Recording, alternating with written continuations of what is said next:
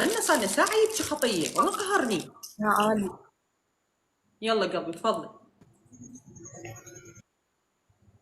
اي اسنادين. انا تزوجت عمري 17 سنة، 16. اخذت واحد، لا الله يقبله يا محمد، بي اكبر مني ب7 سنين. اسنادين من خطبني هو انسان عادي واهله فقرة، يعني شلون هادئين. انه من تزوجته اسنادين طلع اشرب، طلع كل شي. هو اسنادين انا بعدنا عروس 4 ايام الي، ما رحم بيا، كظاني موتت.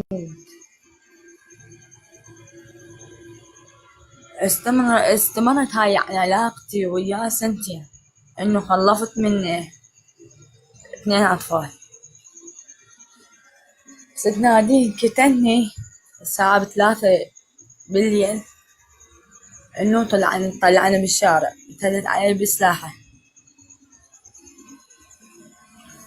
ست نادين وما خلانا نطب بالبيت، يعني هو جماعته وهو يعني قعداته كلها بالبيت، كم انه طفل حصل عندك؟ علي طب بغرفتي كلها كم نومي. طفل؟ كم طفل عندك؟ ها، شوف كم طفل 2. عندك؟ يعني دول اثنين 2. جبتيهم سنتين؟ 2. سنتين؟ اي سنتين، اي سنة على سنة. اي سنادي عن زوجته ب2020، هو يعني اللزم طب للسجن ب22، وأنا عنده طفلين. ست نادين يعني كرني ما يرحم بي.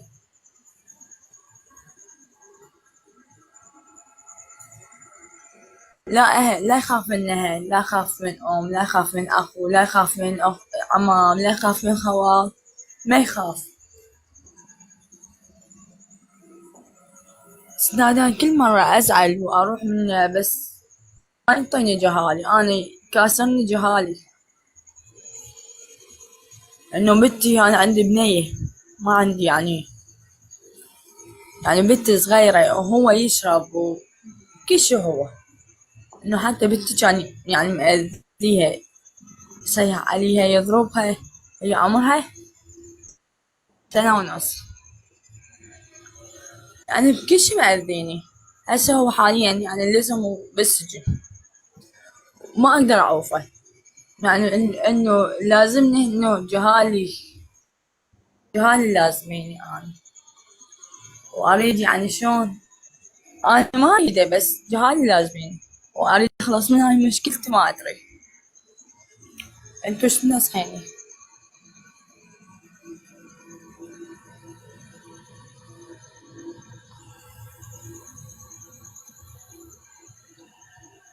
اول ما زوجتي هذا طبعا؟ سنادين أول ما تزوجت هو هذا طبعا. يا سنادين يوم احنا ما تزوجتي عندنا يعني انا اسالك انت بنية جاوبي. تتطلق. من جاب أي طار الطلاق؟ احد هسه نطق كلمه طلاق؟ احد جاب طار طلاق؟ ليش دائما كلمه الطلاق بسنتكن؟ ليش دائما الطلاق هو الاساس عندكن والحل؟ احد هسه بينا كنا جاب لا، الطلاق؟ بعدني ما حكيت، اريد اسالك سؤال، والحكي مو بس الك، الحكي هاي النسوان كلها. السؤال هو، انت اول ما جواب. تزوجتي يا يوم بالعرس كتلك لزمك وقضاش قضيان وبسطك؟ 7 يوم. سابع 7. يوم، حلو.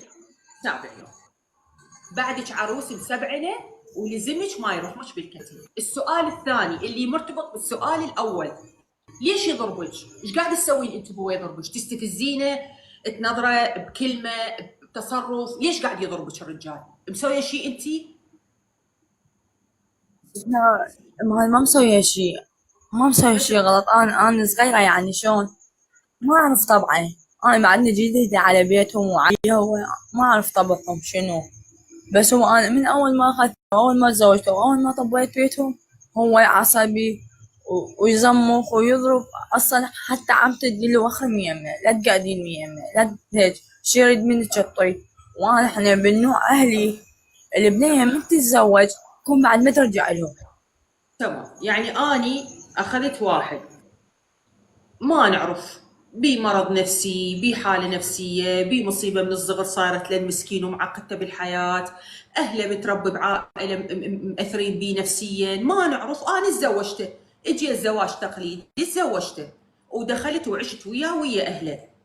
وأول ما دخلت هسه أكو بيهم ببداية الزواج حباب، ببداية الزواج طبيعي، ببداية الزواج يكون آدمي، بعدين نشوف شي يصير وتنقلب أخلاقه. هذا من تخلفين منه احنا ما نلومك. آدم رجال حباب، يعني شو مدري كنت راح ينقلب عفريت بعدين عليك. هسه انت من 7 يوم بعدك مسبعنه يلزمك ما يروحمك. ليش؟ الله اعلم ليش. سالتك وما جاوبتيني، قلت ايش تستفزينه؟ قلتي لي ما اعرف طبعه، بعدين عرفت طبعه. من يوم 7 يوم العرس يلزمك ما يرحمك والحد هذا. هسه خلفتي منه واحد سديتي الحلوق. اخاف هسه تقولين اني بقوا يحجون لي ويقولوا لي جيبي له طفل وخليه يعقل، وجيبي له ما اعرف شنو خليه يعقل. ما اعرف الطفل مستشفى المجانين هو حتى يعقله، ما اعرف دكتور مال مخابيل، ما اعرف. جبنا له الاول واحد حتى يزنجل حلقه ويزنجل ايده وما يضرب، وبقى على عادته وبقى على طبعه وبقى يهين وبقى يضرب وبقى يقلل اهتمامه. واحنا بعشيرتنا وبعائلتنا يا ست نادين ماكو كلمه طلاق، مفهوم؟ وعلى العين وعلى الراس. اجي اني اجيب واحد فوق الثاني، ومكان الهم اللي عندي اجيب هميا. ليش؟ اذا طفل وما طفل فاني جبت لكم واحد وابنكم هو نفسه ولا زال نفسه واتعس. اتحمل انا وابن عذاب ولا نتحمل احنا الثلاثه عذاب؟ انتي سنتين ويا رجال الحياطين ما تجرعه، اهله ما جارعينه، تخلفين واحد فوق الثاني. ليش؟ هسه انتي منو الكاسر ظهريك؟ جهالك. منو الذالك؟ جهالك. منو الخالك تعيشين السقم والسقمين؟ جهالك. منو الخالك ما تقدرين حتى تنطقين كلمه وتروحين زعلانه يم اهليك؟ جهالك. بينما انت لو بطرق روحك، بينما انت لو خفيفه، بينما انت لو حياتك ترفعين يديك لابوك وتقولي له باوع باوع باوع باوع بابا. هذا الرجال اللي مزوجني اياه، تقبل دينك ناموسك. يفكر ابوك يقول راحت وحيدتها ورجعت وحيدت، حتى اذا تزعلين وتسوي له قرصه اذن هم خفيفه عدي لها، خفيفه. اني ما الوم الاهل، اني ما الومهم. ليش؟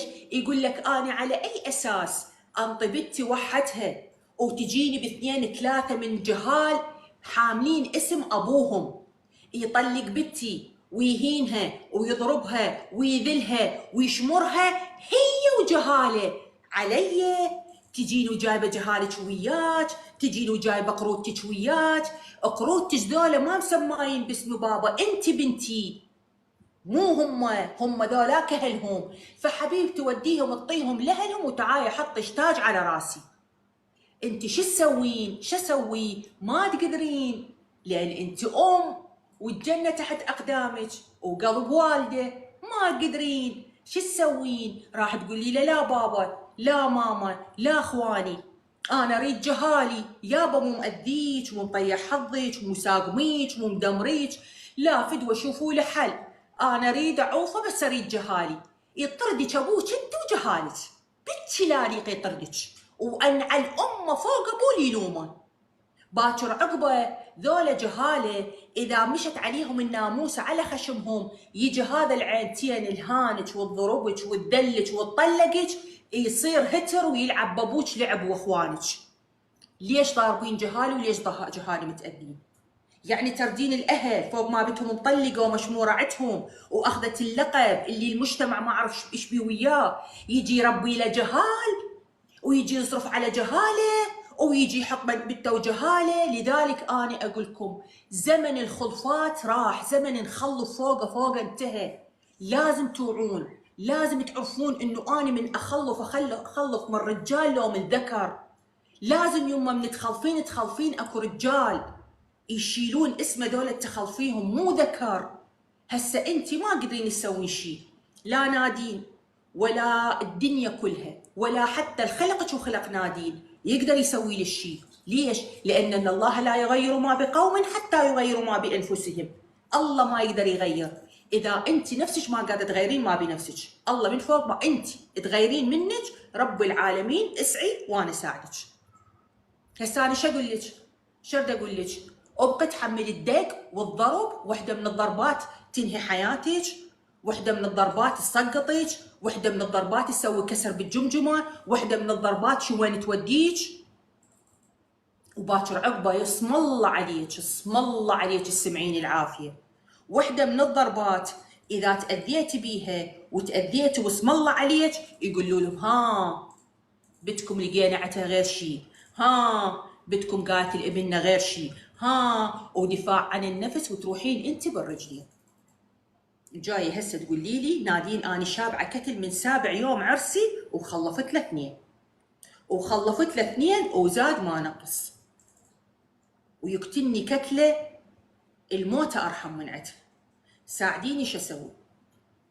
ولا بيا لارجع لاهلي ما يريدون جهالي، ولا بيا لطلق ممنوع كلمه طلاق، ولا بيا لظل وياه لان شابعني كتل وموتني موت، وحتى جهالي بعد ما يحترموني من قد ما يغلط علي ومن قد ما يضربني. تجيني الوحده مثلي شاب عظيم وقهر من وراك، شو اسوي لك؟ شو اسوي لك؟ انا دخت من قلتي لي مخلفه 2، انا دخت من قلتي لي مخلفه 2 بسنتين، اقسم بالله دوختيني، يعني ظهر انت على 40 يعني حش قلبك هيك رأسه على 40 من الحنين، من الوليد من طلال. انت هسه بخلفه واحد فوق الثاني، حتى لا العرش والمملكه العائله البريطانيه المالكه ياخذها هاري وباري، كلش واحد لزق فوق الثاني، حتى تشنقلينه دولة الوتد اللي يربطون الثور، هو الثور ودول الوتد اللي يربطونه. يعني هسه ايش تسوي؟ لا بيش ترجعين لاهلك، ولا بيش تعوفين جهالك، ولا بيش تبقين لان شابعه كتل.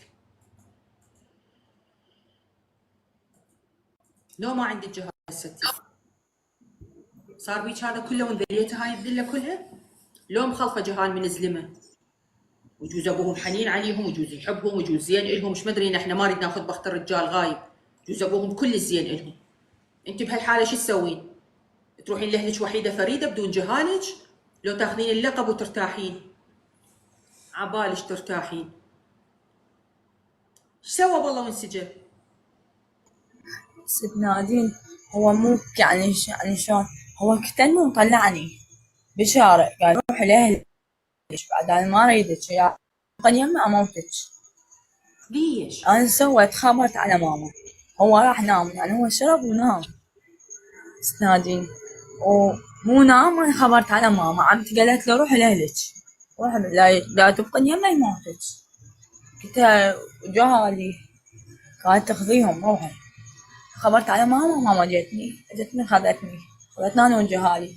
فهو سوى من يعني كالظهر كذا المكافحة، لقوا عنده مخدرات. يقولوا لهم عمران صلي نعم. هو أي سنادين هو ما طلعت أنا، هو طلع براي طبعا يرجع ياخذ الجهاد مني، يقول لي يوم أجي أحرقكم أنتو أهلك، لو تعطين جهاد لو أحرقك. سنادين هي طلعة هي السجن يعني السجن، هي طلعة وهي سجن. والعباس ابو فاضل هاي حوبتك، والعباس ابو فاضل هاي حوبتك. هي كلها تقول حتى عمتي وهاي كلها تقول هاي حوبتك انت فقيرة وعلى نيتك. وهسه هو بالسجن سنادين يخبر وهاي يسأل علينا ويقول انا متندم ايش قد ما ضربتك ايش قد ما هاي، انا ما اضرب روحي انا كنت مو بوعي هسه انا هيك. سنادين ما اعرف ايش يعني هسه انا قاعدة يمه ما اعرف ايش اسوي. قاعده انا وين؟ وجهال يم اهلي مطينا غرفة قاعدين بيها انا وجهالي يم اهلي. قد انحكم؟ انحكم 6 و4 اشهر. ايش قد خلصوا من المحكوميه؟ 3 سنوات. بلكي السجن يصلحه، بلكي يا ربي يبطل مخدرات. اقول يضربك بهذا الشكل، والله العظيم عرفت الموضوع مو موضوع بيبسي. السجن ب 22. ها؟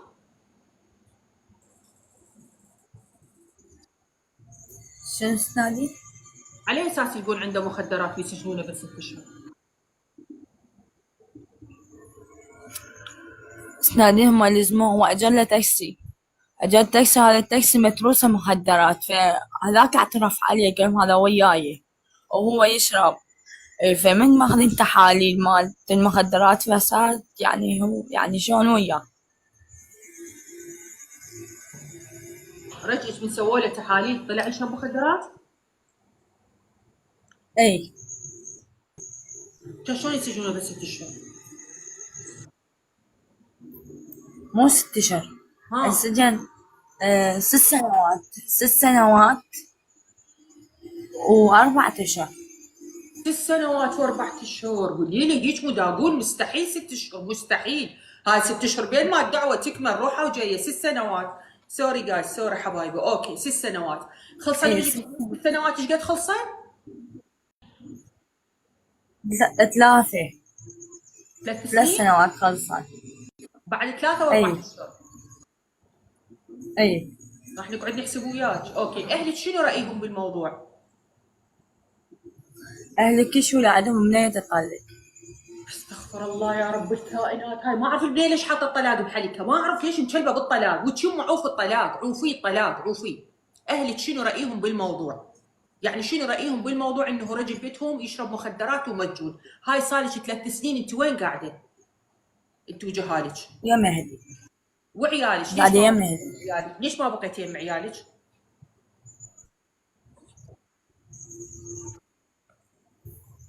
عيالي هم اهلي ما خلوني ابقى يم عيالي لان عندهم ولد ما متزوجين تمام ويخافون علي يعني بعدني صغيرة. تمام. جهالك عيالك يصرفون عليهم لو لا؟ لا اهلي يصرفون عليهم. وعيالك هاي 3 سنين ولا واحد صرف عليهم فلس؟ لا خوال لا عمام؟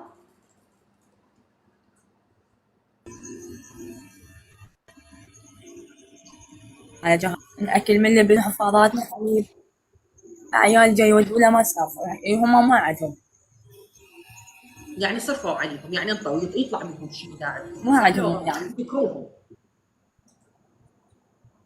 يعطون لابنهم، يقول احنا شو اسمه ابننا خلص واحنا نصرف عليه. جهالي يا كنت كان بتلبي روح بزنسهم هذا، اشتغلي، كان روح غير كل شي بزنسهم سوي هذا. انت تعيشين جهال. تو جهال جيم روحي ما لنا شغل بيك، احنا جاي نعطي الديانة وجاي نعطي له. يا ابوك الرجال الغريب استاذي حتى غرفته خذوها.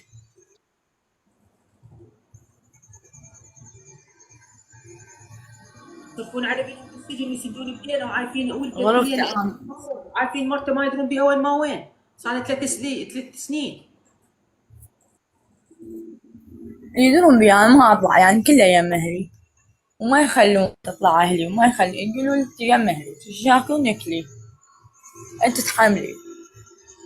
انا حتى غرفتي خذوها سنادي جهال ايش قد قاعدة عمرها؟ وحماي بيها.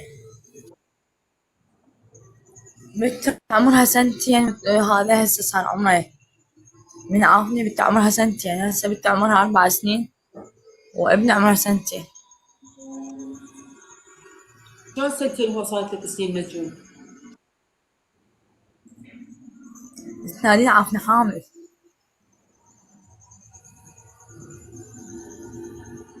واهلك خذوك، واهلك ولدوك، واهلك ربوا، واهلك كبروا، واهلك صرفوا، واهلك اللي يتحملوا، واهلك يصرفون على بزر غيرهم، واهلك المتحملين مسؤولية بزر غيرهم، واهلك الشايلين بزر غيرهم. وانت اي قاعدة عندك صار 3 سنين، لا انت المطلقة ولا انت الراجعة ولا انت الأرملة ولا انت اللي مثل النسوان البقية. والجهال جاي تكبر اي والابو بالسجن بتهمه مخدرات. باع السمعه، باع السمعه، التخبل للاولاد اللي جايبتهم اليه. باع رفعه الراس اللي جايبتها الاولاد. من نحكي انا لا تقاطعيني، هم من ما نحكي لا تقاطعيني، من نحكي لا تقاطعني. اكو شيء اريد اوصل للعالم. يعني انا من اخلف ابن ومن اخلف بيت، غير ترفع راسها بابوها، غير ترفع راسها بامها، غير ترفع راسها بجدادها، بخوالها، بعمامها. يعني انا اخلف بنيه وولد، باكر عقبه يتعايرون امشي ابن ابو المخدرات. امشي بالتبو المخدرات. يعني شنو بنية تطلع للدنيا تلقى ابوها بالسجن بتهمة مخدرات؟ رجلك ما بيه حظ من البداية تعرفينه، لا عيالك بيهم حظ ولا رجلك بيه حظ. ورجال مو طبيعي، من قلتي لي يضربني هذا الضرب المبرح عرفته مو طبيعي. البيبسي ما يسوي هيك.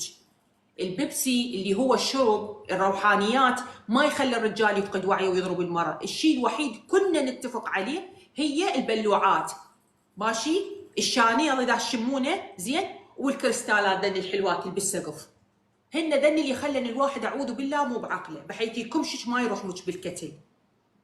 ومن سابع يوم العرس، من سابع يوم العرس،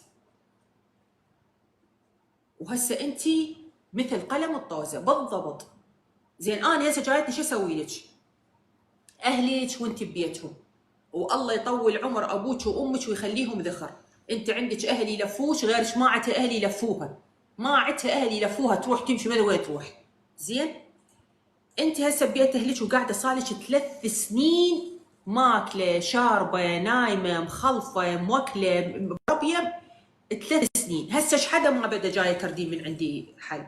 شنو اللي يتجدد بحياتك؟ شنو الشيء الجديد الدخل بحياتك حتى جايه تردين من عندي حل؟ شنو اللي اسويه اني؟ ابوك المسؤول عليك ويقول ليش لا تطلقين، وامك مسؤوله عليك وتقول ليش لا تطلقين، واهلك شايليك وشايلين جهالك صارت 3 سنين. اني هسه جايتني بعد 3 سنين صبر وقهر وتحمل وعناء. هسه اني مثلا شنو اقول لك؟ ترى 3 سنين راحن. انا هسه انتبهت، 3 سنين راحن من عمرك انت وتنتظرين رجالك بالسجن مثل ذيك المسكينه ام ال 15 سنه واخر شيء طلع الزواج عليها. شنو جاوبين وكوني صريحه وياي، شنو الشيء الجديد اللي طرأ بحياتك اللي خلاك تصعدين وياي وتردين حل؟ انت بعد ما تتحملين راح تموتين راح تطقين. شنو اللي صار بالحياه؟ سوى هو شيء؟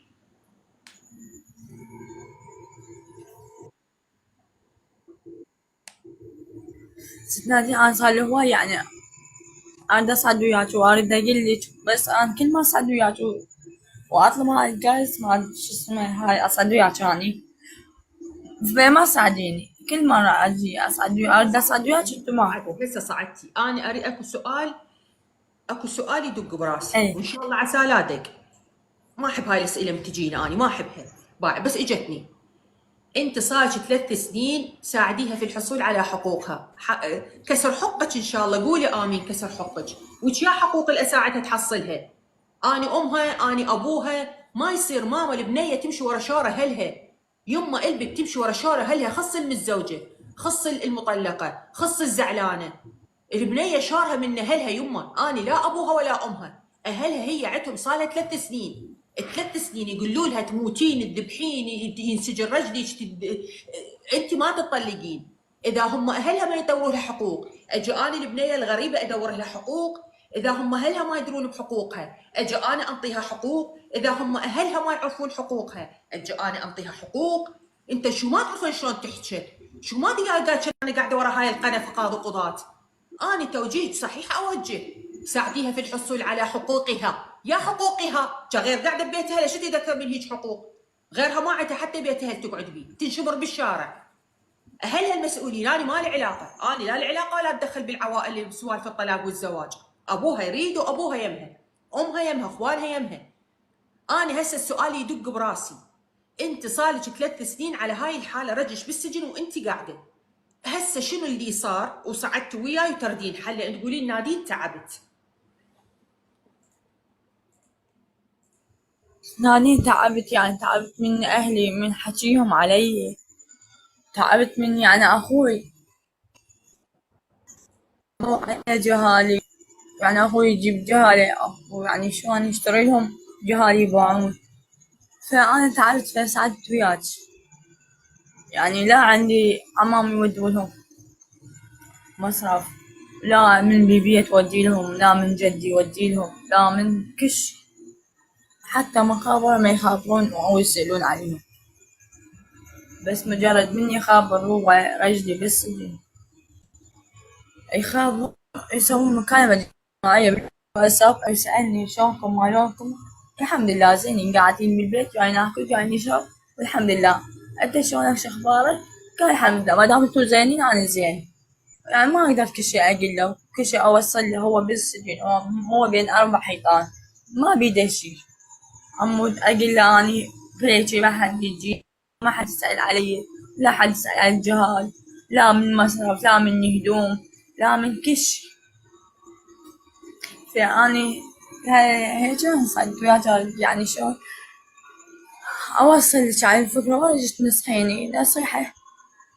أنا لا بيدي أعطي جهالي، هم جهالي يمي وما حسأل عليهم، بعد من أعطيهم يمهم شو يسوون بيهم.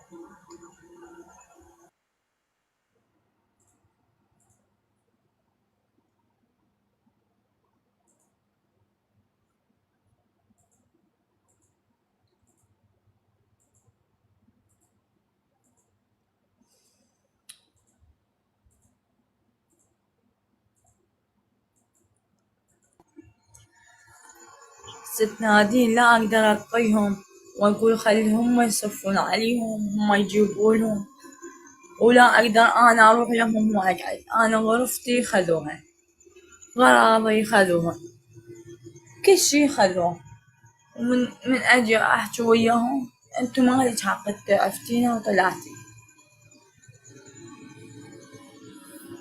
لا ما أقدر، ما بيدي، يعني كل شي ما بيدي أسوي. لا يعني أهلي يحجون، يعني يقول شيطان الغرفة لا تروحين هناك قاعدين أصير لهم خدامة، ها، ويدقون عليك لا ما انتي يعني رجلك هناك موجود وتقعدين وتسكتين وتحملين كل شي، ولا من انتي يمني، انت لازم تيمني تحملين كل شي، شناك تاكلين، انه ايش يعطونك انت تقبلين، وأذية جاهل تقبلينها عادي. عندهم من يضربون جاهل أو هاي لازم انت ما تحجي، أو ابن أخوك يضرب ابنك عادي انت ما تحجي، ساكتة انت قاعدة يمهم كل شي تتحملي. أنا ما بيدي شي، أنا عمود أسوي جهالي، وبسبيل ما أريد أحد يحكي عليهم، ولا أريد أحد يضربهم، ولا أريد كل شي. الستة أنا لها 1000 دينار يعطوني إياه بين يوم ويوم، أعطي جهالي يشترون بي. يعني أني كل شي خالة بنفسي بسبيل جهالي، إنه ما أخليهم يطلبون ولا أخليهم يحتاجون لأحد، ولا فد يوم خابرت على عيالي وقلت لهم تعالوا اعطوني، أو ولا قلت لهم تعالوا جيبوا له حفاظات. هذه المرات والله العظيم إنه أبقى بدون حفاظات، أبقى شهر، أبقى شهرين، أبقى بدون حفاظات عادي، إنه جهالي أنا ملابس ما نغسلها كل شي عادي. وأقول الحمد لله والشكر ما دام جهالي يمي، والله ما حارمني منهم.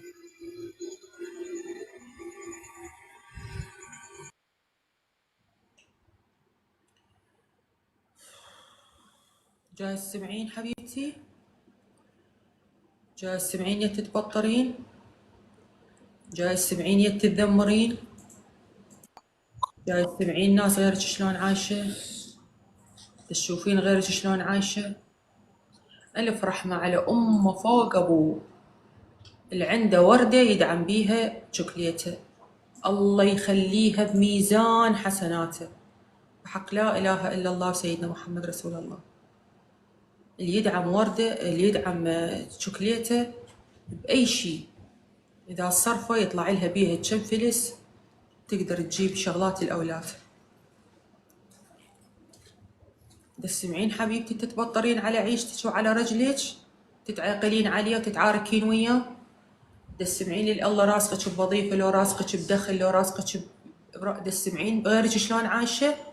يا نسمعين غيرك شلون عايشة حتى تقولي له ربي أحمدك وأشكرك على الرجال اللي عندي، أحمدك وأشكرك على الأهل اللي عندي، أحمدك وأشكرك على العيشة اللي عايشتها أنا وجهالي وما مقصرة وياهم، ما يبقى ابني شهرين بدون حفاظة. قيس طفل شهرين بدون حفاظة، وانت بعد تخيلي أصعب شي بالدنيا على الأم إذا انضرب ابنها قدامها وما تقدر تحكي، وإذا جاع ابنها قدامها وما تقدر تحكي، وإذا ابنها تحسر قدامها على شغلة وما تقدر تشتري له إياه، ولا إلها حولة ولا إلها قوة. اللي يدعم شكليته بوردة بحق لا إله إلا أنت سبحانك رزقه أضعاف مضاعفة. مرتضى الكفو أنت، والله كفو يا مرتضى، كفو أبو الوقفات الحلوة، كفو منك. طفل شهرين يبقى بلا حفاضات، طفل شهرين بلا حفاضات، الله أكبر.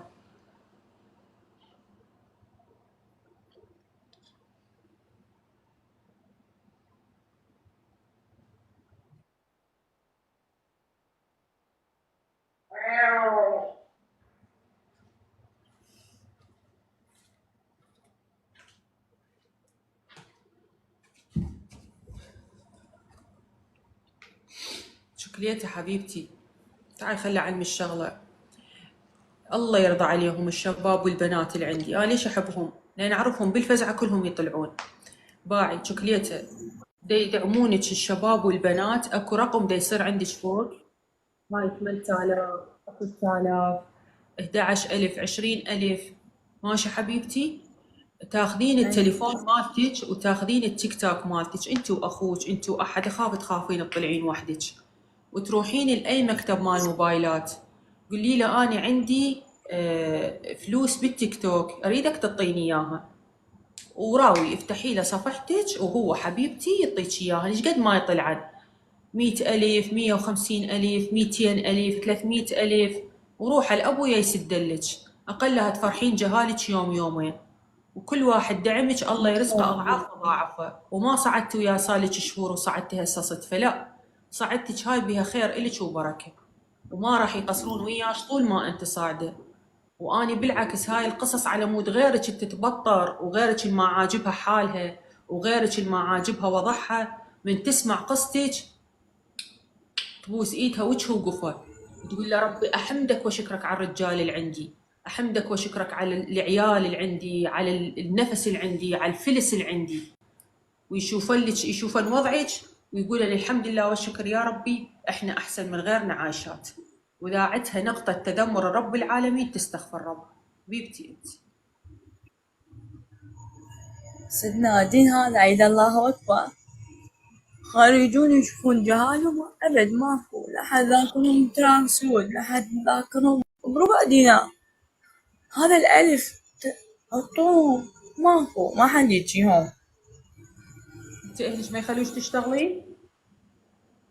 ناس نادي ما حد، يعني أنا حد الحوش، عندك الباب لا البيت حد يخلينا. إيه، ما يعني ما يخلون واحد يطلع. أنا بس أنا أهلي ما يخلون، عندهم البنية كل شي لا البنية. زين هسه شلون تطلعين تصرفين ذني النقاط وتسويهن فلوس وتخليهن مصرف جوا ايدك انت وليداتك؟ أنا أقول لأمي مش تعرف؟ نيران حبيبتي الكفو انتي، I love you. مش تعرف؟ لا يا ماما ما كبيرة، بس أنا أعلمها وأقولها.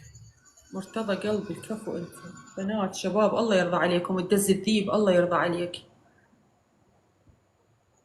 دني به الخوش مبلغ يطلعن تقريبا، يطلعن يمكن يطلعن 100 مو شباب، انا ما اعرف الاسعار هنا. ال20 نقطة ايش قد؟ ال20,000 22,000 ايش قد تطلع؟ كم الف؟ هسه يجيك ولد الحلال وبنات الحلال هواي عندي، والله كلهم كفو، كلهم كفو، كلهم كفو، دول عينهم. ماما والديك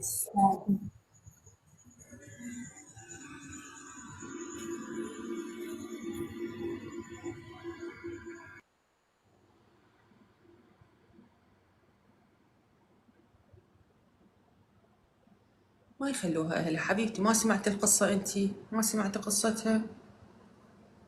ما أقدر أنا، الحل بيد أهلها، أنا ما أقدر أنطيها أي حل، هي وضعها يختلف لا عن كل. والله أنا أكيد إني أطلع أشتغلها، بس يقولون تخيل انت ها؟ صغيرة، ما عندنا منين تطلع وانت صغيرة عمرك 20 سنة ما صاير يقولوا لي. ايش قد انا عمرك؟ من اقول لماما ماما انا هاي السنة يصير عمري 20. الله اكبر، الله اكبر. ابد لا ابوك انا مواليد يقبلون تشتغلين 2005. بالبيت ولا اخوانك يقبلون تشتغلين بالبيت؟ ابد ما يقبلون، يقولون انت قاعدة بالبيت انت وجهاي جاي تاكلين وجاي تشربين، شو طالعة المتى الحين تشتغلين. بنات هواي اكو هيك عوائل، يعني لا تلوموهم، هواي اكو هيك عوائل، هواي هواي هواي هواي هواي. حتى بامريكا اكو هيك عوائل جاليه ترى، حتى بامريكا اكو جاليه هيك ما يخلون المراه تطلع تشتغل، ما يقبلون. فلا تستغربون، يعني ما له علاقه عراق ولا شيء، لا اكو عوائل هي هيك يعني رجال او اهل براسهم المراه تاكل وتشرب، ها هي مو قاعد تاكلين وتشربين مو جواز سقف، اي ها هي انتهى موضوعك. ايش تردين بعد بالفلوس؟ شو تسوين بيها؟ ما حد يعرف انه الحياه تطورت، الاولاد تريد، المراه تريد، احتياجات الشخصيه للمراه ما حد يفكر بيها. كوما عوائل كل شيء اسمهم موتهم والمراه ما تشتغل. الله يرضى عليك.